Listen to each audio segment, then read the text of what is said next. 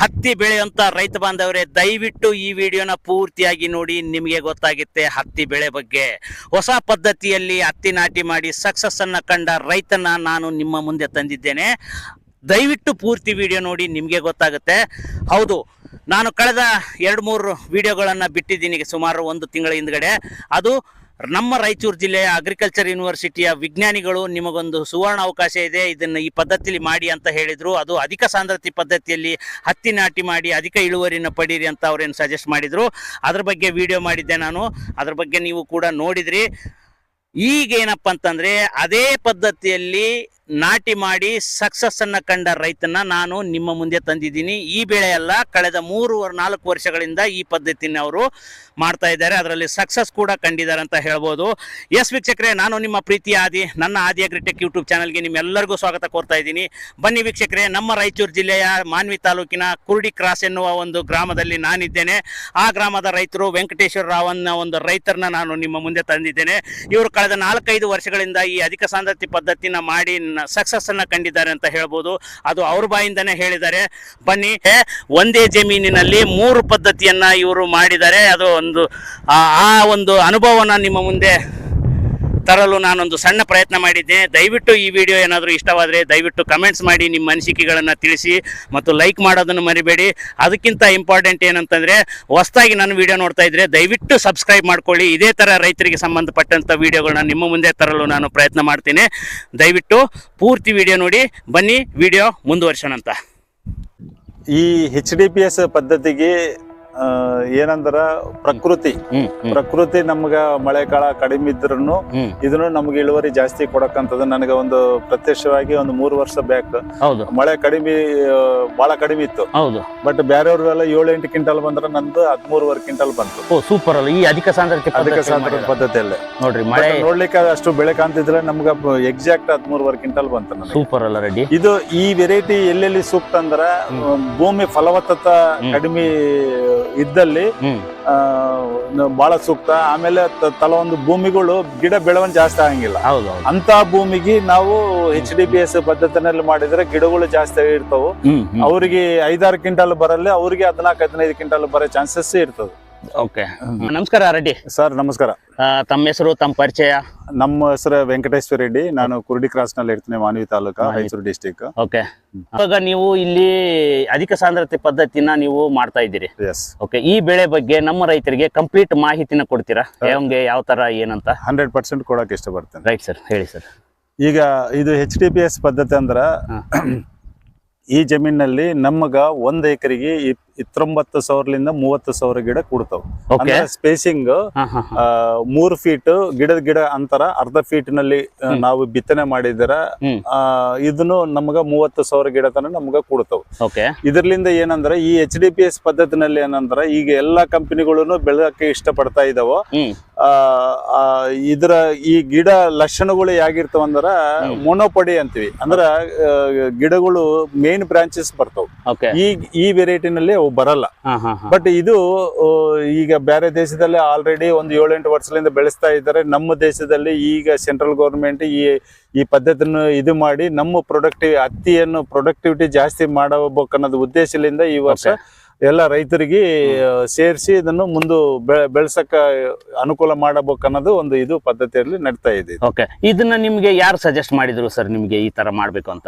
ಇದು ನಮ್ಮ ಕೃಷಿ ವಿಜ್ಞಾನಿಗಳು ಡಾಕ್ಟರ್ ನಿಡಗುಂದಿ ಸರ್ ಅಂತ ಇದಾರ, ಇನ್ನೊಬ್ಬರು ಎಂಟಮಾಲಜಿಸ್ಟ್ ಭೀಮಣ್ಣ ಸರ್ ಅಂತ ಇದಾರ.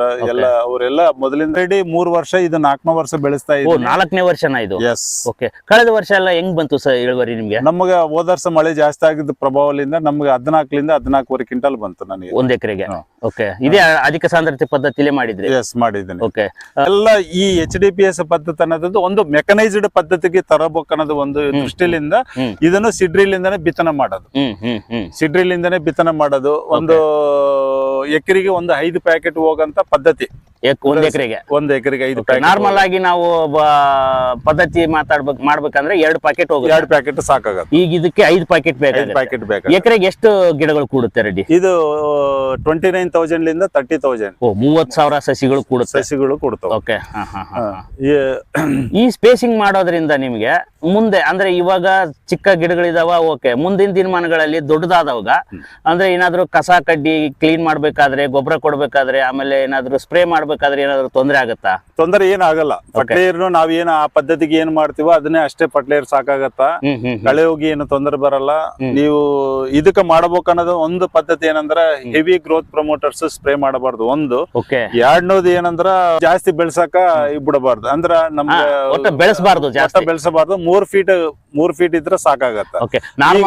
ಫರ್ಟಿಲೈಸರ್ ಕೊಟ್ಟಾಗ ಮಳೆ ಬಂದಾಗ ಗ್ರೋತ್ ಜಾಸ್ತಿ ಬರ್ತಂದ್ರ ಒಂದು ನೋಡಲ್ ಅಂತ ಇರ್ತದೆ. ಅಂದ್ರ ಒಂದು ಕೊಮ್ಮಿಲಿಂದ ಒಂದು ಕೊಮ್ಮಿಗೆ ಅದು ಸಟ್ಟನ್ ಇದು ಇರ್ಬೇಕಾಗತ್ತ. ಅಂತ ಟೈಮ್ ನಲ್ಲಿ ಚಮತ್ಕಾರ ಅಂತ ಔಷಧ ಹೊಡಿದ್ರ ಇದನ್ನು ಮಾಡಿ ಬೋಲ್ಸ್ ಸೆಟ್ ಆಗತ್ತ. ಹೆಚ್ಚಿಗೆ ಗ್ರೋತ್ ಕೊಡಂಗಿಲ್ಲ ಅದು. ಈ ಪದ್ಧತಿ ನಾವು ಎಲ್ಲಾ ರೈತರು ಅಳವಡಿಸ್ಕೊಂಡ್ರೆ ಇದಕ್ಕ ಮೆಕನೈಸ್ಡ್ ಮಿಷನ್ಲೆ ಪಿಕಿಂಗ್ ಮಾಡಂತ ಪದ್ಧತಿ ನೆಕ್ಸ್ಟ್ ಬರ್ತಾ ಇದೆ. ಈಗ central government central minister, agriculture minister ಅವರು ಒಂದು ಇದು ಮಾಡಿದ್ದಾರೆ, ಏನು ಇಂಟ್ರೊಡ್ಯೂಸ್ ಮಾಡಿದಾರಲ್ಲ ಪಿಕಿಂಗ್ ಮಾಡೋ ಮಿಷನ್. ಈಗ ನೆಕ್ಸ್ಟ್ ನಾವು ಅದನ್ನ ಮೆಕನೈಸ್ಡ್ ಬರ್ಬೇಕಂತ ಉದ್ದೇಶದಿಂದಾನೇ ಈ ಪದ್ಧತಿಯನ್ನೇ ನಾವು ರೈತರಿಗೆ ಸೇರ್ಸಬೇಕನ್ನೋದು ಒಂದು ಯೂನಿವರ್ಸಿಟಿ ಮತ್ತು ಡಿಪಾರ್ಟ್ಮೆಂಟ್ ಎಲ್ಲ ಇದು ಮಾಡ್ತಾ ಇದೆ. ಹೌದು. ಸೊ ಇವಾಗ ನೀವು ಇಲ್ಲಿ ಅವರು ಹೇಳೋದು ಬೇರೆ, ನೀವು ಇಲ್ಲಿ ಅನುಭವಿಸ್ತಾ ಇದ್ದೀರಿ, ಅಂದ್ರೆ ಇದನ್ನ ಬೆಳಿತಾ ಇದ್ದೀರಿ. ಈ ನೀವ್ ಹೇಳೋದೇ ಇಂಪಾರ್ಟೆಂಟ್ ಆಗುತ್ತೆ. ಈಗ ಅವ್ರ ಅಧಿಕಾರಿಗಳು ಜನ ಸಾಮಾನ್ಯವಾಗಿ ಏನ್ ತಿಳ್ಕೊಂತಾರಂತಂದ್ರೆ ಅವ್ರು ಓದಿದ್ದನ್ನ ಹೇಳ್ತಾರೆ ಅಂತ ಹೇಳ್ತಾರೆ, ಪ್ರಾಕ್ಟಿಕಲ್ ಆಗಿರಲ್ಲ. ಸೊ ನೀವು ಪ್ರಾಕ್ಟಿಕಲ್ ಆಗಿ 2-3 ವರ್ಷದಿಂದ ಮಾಡ್ತಾ ಇದ್ದೀರಿ. ಇದರ ಅನುಭವ ನೀವೇನ್ ಹೇಳ್ತಿರಲ್ಲ ಅದು ನಮ್ಮ ರೈತರಿಗೆ ಬಹಳ ಇಂಪಾರ್ಟೆಂಟ್ ಆಗುತ್ತೆ. ಸೊ ಇವಾಗ ರೈತರಿಗೆ ಏನ್ ಹೇಳಕ್ ಇಷ್ಟಪಡ್ತೀರಿ ಈ ಬೆಳೆ ಬಗ್ಗೆ? ಈಗ ನಾನು 25 ವರ್ಷದಿಂದನೂ ಹತ್ತಿ ಬೆಳೆಸ್ತಾ ಇದ್ದೀನಿ. ಈಗ ಮೊದಲೆಲ್ಲ 4 ಫೀಟ್ 1.5 ಫೀಟ್ ಸ್ಪೇಸಿಂಗ್ ನಲ್ಲೂ ಮಾಡೀನಿ, 3.5 ಫೀಟ್ 1 ಫೀಟ್ ಸ್ಪೇಸಿಂಗ್ ನಲ್ಲಿನೂ ಮಾಡೀನಿ. ಈ ಪದ್ಧತಿ 3 ವರ್ಷ, ಈಗ 4ನೇ ವರ್ಷ ನಾನು ಬೆಳೆಸ್ತಾ ಇದ್ದೀನಿ. ಇದು ಇದಕ್ಕ ಏನಂದ್ರ ಇದು ಬುಡ್ಸಕ್ಕಾಯ್ತು, ಲೇಬರ್ಗೆ ಕನ್ವಿನಿಯಂಟ್ ಇರ್ತದ. ಇಲ್ಲ ನಾವು ಮೆಕನೈಸ್ಡ್ ಹೋದ್ರೂ ನಮ್ಗೆ ಇದು ಎಲ್ಲ ಮೆಕನೈಸ್ಡ್ ತರಬೇಕನ್ನೋದು ಒಂದು ರೈತರಿಗೆ ಅನುಕೂಲ ಆಗತ್ತದ, ಖರ್ಚು ಕಡಿಮೆ ಆಗತ್ತ, ಆದಾಯ ಹೆಚ್ಚು ಇದ್ರ ಸಲುವಾಗಿ ಇದನ್ನು HDPS ಪದ್ಧತಿಯನ್ನು ಇದು ಮಾಡಿದ್ದು. ಈಗ ಏನಂದ್ರ ಈ ವೆರೈಟಿಗಳು ಡಿಫರೆಂಟ್ ಇರ್ತಾವ. ಅಂದ್ರ ಒಂದು 120 ಲಿಂದ 140 ದಿವಸಕ್ಕೆ ಇದು ಬೆಳೆ ಮುಗಿತದ. ಅವಾಗ ಏನಾಗತ್ತಂದ್ರ ಮ್ಯಾಲೆ ಒಂದು 60% ಬೋಲ್ಸ್ ಭ್ರಷ್ಟ ಆಗಿದ ಮ್ಯಾಗ, ಅಂದ್ರೆ ಒಡಿದ ಮ್ಯಾಗ ನಾವು ಒಂದು ಎತ್ರಿಲ್ ಅಂತ ಒಂದು ಕೆಮಿಕಲ್ ಸಿಗತ್ತ. ಅದನ್ನ ನಾವು ಸ್ಪ್ರೇ ಮಾಡಿದಾಗ ಏನಂತಂದ್ರ ಲೀವ್ಸ್ ಎಲ್ಲ ಎಳೆಲ್ಲ ಉದುರ್ಬಿಡ್ತಾವ. ಅವಾಗ ಮಿಷನ್ ಪಿಕಿಂಗ್ ಗೆ ಬಹಳ ಅನುಕೂಲ. ಬರೀ ಕಟ್ಟಿಗೆ ಹತ್ತಿ ಮಾತ್ರ ಇರುತ್ತೆ. ಅವಾಗ ಮಿಷನ್ ಹಾರ್ವೆಸ್ಟಿಂಗ್ ಸೂಕ್ತ. ಅಂದ್ರೆ ಕಂಪೇರ್ ಮಾಡಿದ್ರೆ ನಾರ್ಮಲ್ ಪದ್ಧತಿ ಬೆಳೆಗೆ ಈ ಬೆಳೆಗೆ ಖರ್ಚು ಯಾವ ತರ ಇರುತ್ತೆ ಸರ್? ಖರ್ಚು ಇದು ಸ್ವಲ್ಪ ಕಡಿಮೆ ಇರ್ತದ. ನಮಗ 3 ಲಿಂದ 4 ಸ್ಪ್ರೇ ಕಡಿಮೆ ಆಗತ್ತ. ಆಮೇಲೆ ಫರ್ಟಿಲೈಸರ್ನು ಅದಕ್ಕೆ 4-5 ಚೀಲ ಗೊಬ್ಬರ ಕೊಡ್ತಾರೆ, ಇದಕ್ಕೆ 2 ಚೀಲ ಸಾಕಾಗುತ್ತೆ. ಅವಶ್ಯಕತೆ ಆದ್ರೆ ನ್ಯಾನೋ ಯೂರಿಯಾ, ನ್ಯಾನೋ DAP ಇದಾವು, ಅವನು ಸ್ಪ್ರೇ ಮಾಡಕೊಂಡ್ರೆ ಸಾಕಾಗತ್ತ. ಎಲ್ಲ ರೀತಿ ಇದನ್ನು ನಮ್ಗ ರೈತರಿಗೆ ಒಂದು ಉಳಿತಾಯ ಅಂತ ಪದ್ಧತಿ, ಅದಕ್ಕಿಂತ ಇದನ್ನು ಜಾಸ್ತಿ ಉಳಿತಾಯ ಆಗತ್ತಂತ ನಾವು ಹೇಳಕ್ ಇಷ್ಟಪಡ್ತೀವಿ. ಈ ಪದ್ಧತಿ ಮಾಡ್ಬೇಕು ಅಂತಂದ್ರೆ ಪರ್ಟಿಕ್ಯುಲರ್ ಸೀಡ್ಸ್ ಇದಾವ ಅಥವಾ ನಾರ್ಮಲ್ ಯಾವ ಸೀಡ್ ಬೇಕಾದ್ರೂ ಮಾಡ್ಬೋದು? ಇಲ್ಲ, ಈ HDPS ಪದ್ಧತಿನಲ್ಲಿ ತಲಾ ಒಂದು ವೆರೈಟಿಗಳು ಡಿಫರೆಂಟ್ ಇರ್ತಾವ. ಬಟ್ ಎಲ್ಲಾ ಕಂಪನಿಗಳು ಇದು ಮಾಡ್ತಾ ಇದೆ. ಈಗ ಕಾವೇರಿ ಸೀಡ್ಸ್ 9292 ಒಂದಿದೆ. ಈಗ ಕ್ರಿಸ್ಟಲ್ ಕಂಪನಿ CSH 369 ಅಂತ ಒಂದಿದೆ. ಆಮೇಲೆ ರೇವಾಂತ್ 9299 ಒಂದು ವೆರೈಟಿ ಇದೆ. ನ್ಯೂಸ್ವಿಡ್ ಸೀಡ್ಸ್ ನೋಟ್ನು ಇದಾವು. ಆಮೇಲೆ ಈಗ ಕ್ಯಾಸ್ಪಿಯನ್ ಕಂಪನಿ ಒಂದು 212 ಅಂತ ಒಂದು ವೆರೈಟಿ. ಆಮೇಲೆ ಈಗ ಅಂಕುರ್ದು 3106 ಅಂತ ಇದೆ. ಈ ವೆರೈಟಿಗಳೆಲ್ಲ ಇದಕ್ಕೆ ಸೂಕ್ತ. ಬಟ್ ಆ ವೆರೈಟಿಗಳನ್ನು ತಂದು HDPS ಗೆ ಮಾಡಿದ್ರೆ ಮಾತ್ರ ರೈತರು ಲಾಸ್ ಆಗತ್ತಾರೆ. ಯಾಕಂದ್ರೆ ಅವು ಮೋನೋಪಡಿ, ಅಂದ್ರೆ ಮೇನ್ ಬ್ರಾಂಚಸ್ ಬರ್ತಾವ. ಬಾಟಮ್ ಲಿಂದ ಒಂದು 3 ಲಿಂದ ಬರದಾಗ ಸ್ಪೇಸಿಂಗ್ ಎಲ್ಲ ಕವರ್ ಮಾಡಿ ಗಾಳಿ ಆಡ್ಲಿಲ್ಲ ಅಂದ್ರೆ ಫ್ಲವರ್ ಡ್ರಾಪ್ ಆಗತ್ತೆ. ಬಟ್ ಇದಕ್ಕೆ ಈ ಪದ್ಧತಿಗೆ ಅವು ಆ ವೆರೈಟಿಗಳಿಗೆ ಇದು ಬರಲ್ಲ. ಹಿಂಗಾಗಿ ಇವು ಸಕ್ಸಸ್ ಆಗಿದಾವೆ. ನೀವು ಬಿತ್ತನೆ ಮಾಡಿದ್ರು ಅಥವಾ ಲೇಬರ್ ಕೂಡ ನಾಟಿ ಮಾಡಿಸಿದ್ರು ಬೀಜನ? ಹೆಂಗೆ ಸರ್ ಇದನ್ನು ನಾವು ಒಂದು ಮ್ಯಾನುವಲ್ ಸೀಡ್ರಿಲ್ ಅಂತ ಒಂದು ಇದೆ. ನಮ್ಮ ಮನುಷ್ಯರು ದುಪ್ಕೊಂಡು ಹೋದ್ರೆ ಅದನ್ನ ಸ್ಪೇಸಿಂಗ್ ಪ್ರಕಾರ ನಾವು ಅಡ್ಜಸ್ಟ್ಮೆಂಟ್ ಮಾಡಿದ್ರೆ ಅದು ಕರೆಕ್ಟ್ ಎಕ್ಸಾಕ್ಟ್ ಬೀಳ್ತದೆ. ಅದ್ರ ಮೇಲೆ ನೀವು ಬಿತ್ತನೆ ಮಾಡಿದ್ವಿ. ಈಗ ನಾವು 20 ಎಕರೆನೂ ಇದೇ ಒಂದು ಕ್ಲೋಸರ್ ಸ್ಪೇಸಿಂಗ್ ಮತ್ತು ಒಂದು HDPS ಪದ್ಧತಿನಲ್ಲಿ ನಾವು ಇದನ್ನು ಮಾಡಿದ್ವಿ. ಅದರಿಂದನೇ ನಾವು ಮಾಡಿದ್ವಿ. ಇವಾಗ ನೀವು ಕ್ಲೋಸರ್ ಸ್ಪೇಸಿಂಗ್ ಮತ್ತು HDPS ಮಾಡಿದಿರಿ, ಪಕ್ಕದಲ್ಲಿ ಕೂಡ ಒಂದು ಒಂದು ನಾರ್ಮಲ್ ಬೆಳೆ ಪದ್ಧತಿ ಕೂಡ ಇದೆ. ಸೊ ಅದ್ರ ಬಗ್ಗೆ ಅದ್ರ ಬಗ್ಗೆ ಕಂಪ್ಲೀಟ್ ಆಗಿ ವರದಿ ಕೊಡಿ ಸರ್ ನಮ್ಗೆ. ಈಗ HDPS ಬನ್ನಿ ಅಲ್ಲಿ ಹೋಗೋಣ ಅಂತ ಹಂಗೆ ಮಾತಾಡ್ಕೊಂತ ಬನ್ನಿ. ಈಗ HDPS ಪದ್ಧತಿನಲ್ಲಿ ಆಲ್ರೆಡಿ ಹೇಳಿದ್ರೆ ನಾನು 30,000 ಗಿಡ ಕೊಡ್ತಾವಂತ. ಹೌದು. ಈಗ ಕ್ಲೋಸರ್ ಸ್ಪೇಸಿಂಗ್ ನಲ್ಲಿ 14,500 ಗಿಡ ಕೊಡ್ತಾವ. ಈ ನಾರ್ಮಲ್ ಪದ್ಧತಿನಲ್ಲಿ 8,500 ಗಿಡ ಕೊಡ್ತಾವ.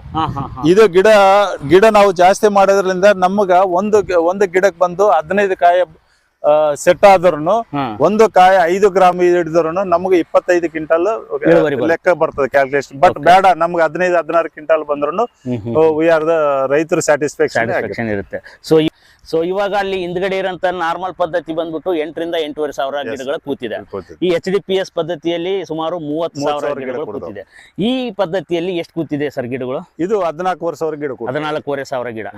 ಸೊ ಅಂದ್ರೆ ಸೀಡ್ ಸೇಮೆನಾ? ಎರಡು ಸೀಡ್ ಸೇಮ್ ನಾವು ಟ್ರಯಲ್ ಪರ್ಪಸ್ ಯೂನಿವರ್ಸಿಟಿ ಅವರು ನಮ್ಮ ಪ್ರೋತ್ಸಾಹ ಮಾಡಿದ್ರಲಿಂದ ನಾನು ಇದನ್ನು ಮಾಡಿದೀನಿ. ನೋಡೋಣ ಈಗ ಬೆಳೆ ಬಂದ್ಮ್ಯಾಗ ನಾನು ಇನ್ನೊಂದ್ಸಲ ವಿಡಿಯೋದಲ್ಲಿ ಕಂಪ್ಲೀಟ್ ಆಗಿ ನಾನು ಈ ಬೆಳೆ ಬಗ್ಗೆ ಕಂಪ್ಲೀಟ್ ಮಾಹಿತಿನ ಕೊಡ್ತೀನಿ. ಆಮೇಲೆ ಗೊಬ್ಬರ ಹಾಕ್ಬೇಕಾದ್ರೆ ನನ್ಗೆ ಒಂದ್ ಸ್ವಲ್ಪ ಹೇಳಿ, ಆ ಗೊಬ್ಬರ ಕೊಡ್ಬೇಕಾದ್ರೂ ಒಂದ್ ವಿಡಿಯೋ ಮಾಡೋಣ, ಸ್ಪ್ರೇ ಮಾಡ್ಬೇಕಾದ್ರೂ ಒಂದ್ ವಿಡಿಯೋ ಮಾಡೋಣ ಅಂತ. ಏನೇನ್ ಸ್ಪ್ರೇ ಮಾಡಿದ್ವಿ, ಆಮೇಲೆ ಏನೇನ್ ರೋಗಗಳು ಬಂದವು, ಏನೇನ್ ಯಾವ ತರ ಅದಕ್ಕೆ ಕಂಪೇರ್ ಮಾಡಿದ್ರೆ ಯಾವ್ದು ಬೆಟರ್ ಅನ್ನೋದನ್ನು ಕೂಡ ನಮ್ಮ ರೈತರಿಗೆ ತಿಳಿಸೋಣಂತ. ಓವರ್ ಆಲ್ ಆಗಿ ರೆಡ್ಡಿ ನೀವು ಏನ್ ಹೇಳಕ್ ಇಷ್ಟಪಡ್ತೀರಿ ರೈತರಿಗೆ? ಈಗ ಮುಂದಿನ ದಿನಗಳಲ್ಲಿ ಕೂಲಿ ಕೊರತೆ ಬಹಳ ತೊಂದರೆ ಆಗ್ತಾ ಇದೆ. ಅತಿ ಲಾಸ್ಟ್ ಇಯರ್ ನಾವು ಹತ್ತಿ ಬುಡ್ಸಕ್ನು ಆಗತ್ತೋ ಇಲ್ಲ ಅಂತ ಪರಿಸ್ಥಿತಿನಲ್ಲಿ ನಾವ್ ಇದ್ದೀವಿ.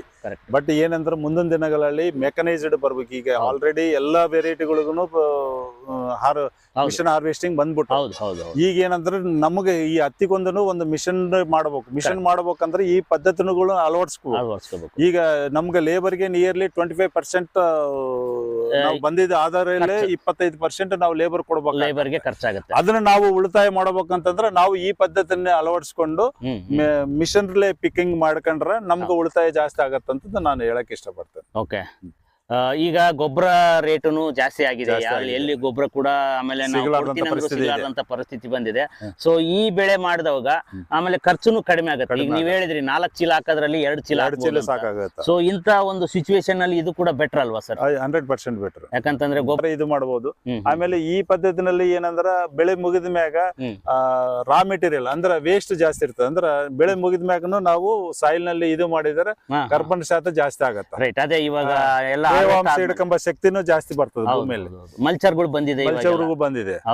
ಅದಕ್ಕೂ ಒಂದು ಇದಕ್ಕ ನಮ್ಗ 2 ರಿಂದ 2.5 ಟನ್ ಜಾಸ್ತಿ ಸಿಗುತ್ತೆ. ನಾರ್ಮಲ್ ಆಗಿ ನಮ್ ರೈತರು ಏನ್ ಮಾಡ್ತೀವಿ ಅಂತಂದ್ರೆ ಭತ್ತ ಬೆಳೆದಿರಂತ ಹುಲ್ಲು ಆಗಿರ್ಬೋದು, ಮತ್ತೆ ಹತ್ತಿ ಬೆಳೆದಿರ್ತಕ್ಕಂತ ಕಟ್ಟಿಗೆ ಆಗಿರ್ಬೋದು, ಆಮೇಲೆ ಜೋಳ ಬೆಳೆದಿರ್ತಕ್ಕಂಥದ್ದು ಎಲ್ಲಾನು ಸುಟ್ಟಾಕಂತ ಒಂದು ಪದ್ಧತಿ ಬಂದಿದೆ. ಅದು ಕೆಟ್ಟ ಪದ್ಧತಿ. ಆಮೇಲೆ ಹೊಲಾನು ಹಾಳಾಗತ್ತೆ ಬೆಂಕಿ. ನಮ್ಗೆ ತಿಳಿದ ಮ್ಯಾಗ ಈಗ 7-8 ವರ್ಷದಿಂದ ನಮ್ದು ಏನಿದಾವಲ್ಲ ಅವ್ ಗಿಡಗಳನ್ನೆಲ್ಲ ನಾವು ಮಲ್ಚಿಂಗ್ ಮಾಡ್ತೀವಿ. ಭೂಮಿಯಲ್ಲಿ ಕಳ್ಸಿಬಿಡ್ತೇವೆ. ಫಸ್ಟ್ ಗೆ ಮಳೆ ಬಂದಾಗ 1 ಕ್ವಿಂಟಲ್ 1.5 ಕ್ವಿಂಟಲ್ ಸೂಪರ್ ಆಗಿಬಿಡ್ತೀವಿ. ಅದನ್ನೆಲ್ಲ ಡಿಕಂಪೋಸ್ ಆಗಿ ನಮ್ಮ ಭೂಮಿ ಫಲವತ್ತತ ಆಗಿರ್ತದ. ಆಮೇಲೆ ತೇವಾಂಶನು ಹಿಡ್ಕೊಂಡ ಶಕ್ತಿ ಭೂಮಿಯಲ್ಲಿ ಸಿಗುತ್ತ. ಈ ತರ ಡ್ರಾಟ್ ಕಂಡೀಷನ್ ಅಂದ್ರೆ ಮಳೆ ಇರ್ಲಾರ್ದ ಸಮಯದಲ್ಲಿ ಅದನ್ನು ನಮಗೆ ಉಪಯೋಗ ಆಗಂತದ್ದು. ಓಕೆ. ಈಗ ನಾರ್ಮಲ್ ಆಗಿ ನೀವು ಏನೇನ್ ಬೆಳೆಗಳನ್ನ ಬೆಳಿತೀರಿ ನೀವು? ನಾವು ಯೂಶುವಲಿ ಕಾಟನ್ ಜಾಸ್ತಿ ಇದೆ. ಆಮೇಲೆ ತೊಗರಿ ಇದು ಮಾಡ್ತೀವಿ, ತೊಗರಿ ಬೆಳಿತೀರಾ? ಆಮೇಲೆ ಚಿಲ್ಲಿ ಈ 3 ವೆರೈಟಿನೂ ನಾವು ಬೆಳೆಸ್ತೀವಿ. ಈಗ ಹತ್ತಿ ಎಷ್ಟು ಎಕರೆ ಹಾಕಿದ್ರಿ ನೀವು? ನಾನೊಂದು 30 ಎಕರೆ 30 ಎಕರೆ ಹತ್ತಿ ಹಾಕಿದ್ದೀರಾ. ಓಕೆ. ಈ ರೇಟಿನ ಬಗ್ಗೆ ನಿಮ್ಮ ಅನಿಸಿಕೆ ಏನು? ರೇಟ್ ಅಂತೂ ಈಗ MSP ರೇಟ್ 8,000 ಚಿಲ್ಲರ್ ಆಗಿದೆ. 8,250 ಆಗಿದೆ. ಜಾಸ್ತಿ ಮಾಡಿದ್ದಾರೆ. ಕಳೆದ ವರ್ಷಕ್ಕಿಂತ ಈ ವರ್ಷ ಜಾಸ್ತಿ ಆಗಿದೆ. ಆ ರೇಟಿಗಂತೂ ನಾವು ಕಡಿಮೆ ಕೊಟ್ರೆ ನಮ್ಗೆ ವರ್ಕೌಟ್ ಆಗಲ್ಲ. ಗೌರ್ಮೆಂಟ್ ಅದಕ್ಕೆ ನಾವು ಎಲ್ಲಿ ಉಳಿತಾಯ ಮಾಡ್ಬೇಕಂದ್ರೆ ನಮ್ಮ ಮಾಡೋ ಪದ್ಧತಿನಲ್ಲಿ ನಾವು ಉಳಿಸ್ಕೋಬೇಕು. ಹೌದು. Okay. All the best Reddy. ನಿಮ್ಗೆ ಈ ಬೆಳೆ ಎಲ್ಲ ಸಕ್ಸಸ್ ಕಾಣ್ಲಿ. ನೀವು ಮಾಡೋಂಥ ಪ್ರತಿಯೊಂದು ಬೆಳೆಗಳು ಕೂಡ ಸಕ್ಸಸ್ ಕಾಣ್ಲಿ. ಈ ವರ್ಷ ಒಳ್ಳೆ ಮಳೆ ಬಂದು ಒಳ್ಳೆ ಬೆಳೆ ಬರ್ಲಿ, ಅದಕ್ಕೆ ತಕ್ಕಂತ ರೇಟ್ ಕೂಡ ಸಿಗ್ಲಿ, ಎಲ್ಲಾ ರೀತಿಲಿ ಒಳ್ಳೇದಾಗ್ಲಿ ಅಂತ ಆಲ್ ದ ಬೆಸ್ಟ್ ಹೇಳ್ತಾ ಇದ್ದೀನಿ. ಮತ್ತು ಈಗ ನೀವೇನು ಅಗ್ರಿಕಲ್ಚರ್ ಯೂನಿವರ್ಸಿಟಿ ಅವ್ರು ಹೇಳಿದಂಗೆ 2 ಪದ್ಧತಿಯಲ್ಲಿ ನೀವು ನಾಟಿ ಮಾಡಿದಿರಿ. ಈ 2 ಪದ್ಧತಿಯಲ್ಲಿ ಕೂಡ ಸಕ್ಸಸ್ ಕಾಣ್ರಿ. ಮುಂದಿನ ದಿನಗಳೆಲ್ಲ ಒಳ್ಳೇದಾಗ್ಲಿ, ಎಲ್ಲಾ ರೀತಿಲಿ ಸಕ್ಸಸ್ ಕಾಣ್ರಿ ಅಂತ ನಾನು ನಮ್ಮ ವೀಕ್ಷಕರ ಪರವಾಗಿ, ನಮ್ಮ ರೈತ ಬಾಂಧವರ ಪರವಾಗಿ ನಿಮಗೆ ಆಲ್ ದ ಬೆಸ್ಟ್ ಹೇಳ್ತಾ ಇದ್ದೀನಿ Reddy. Thank you very much Reddy. Thank you.